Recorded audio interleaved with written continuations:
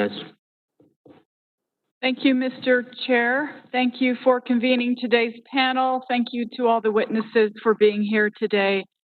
Our colleagues have said it already, but the events of June 1st will no doubt go down as one of the darkest days of this presidency.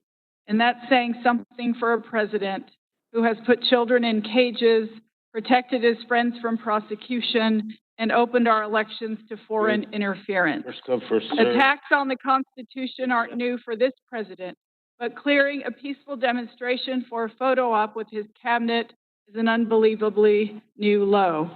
While we will rightly focus on those actions of June 1st, we cannot lose sight of the larger moment that we are all in.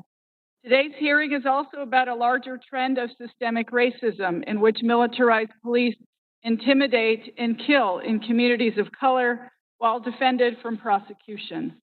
The president's recent actions brought that excessive force to the fore in a new and unconstitutional way. But this is by no means an isolated incident. And while I respect the work federal civil servants do every single day, there are times they do things our nation is not proud of. In November 2017, the U.S. Park Police murdered Bijan Gaisar just over the river in Arlington while he drove his car. Still, his family has not had justice.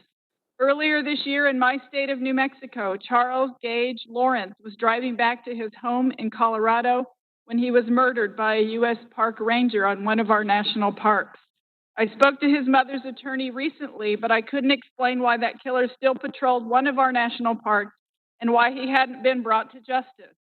Today, we are here to talk about the president and his illegal and unconstitutional actions.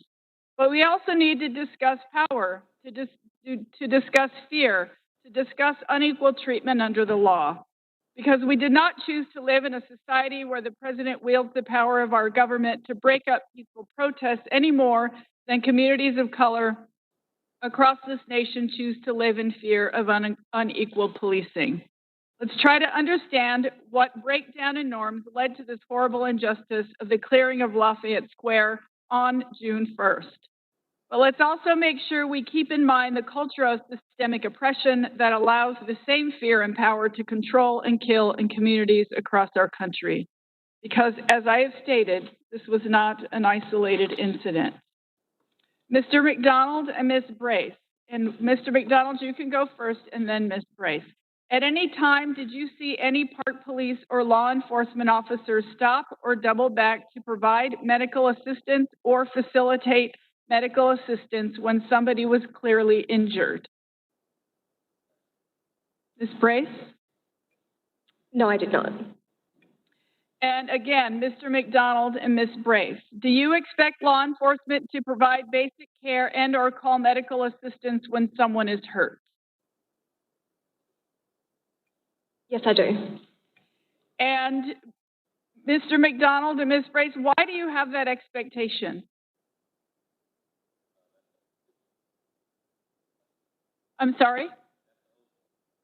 Public. Again, I would expect the police to protect civilians and also working media. Thank you so much. In fact, part of the mission of the United States National Park Police is to protect lives. It is to protect lives. That's part of their mission, is to protect lives.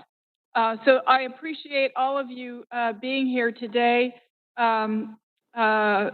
The Right Reverend Mary Ann, thank you so much for your calmness, for your heart, and for your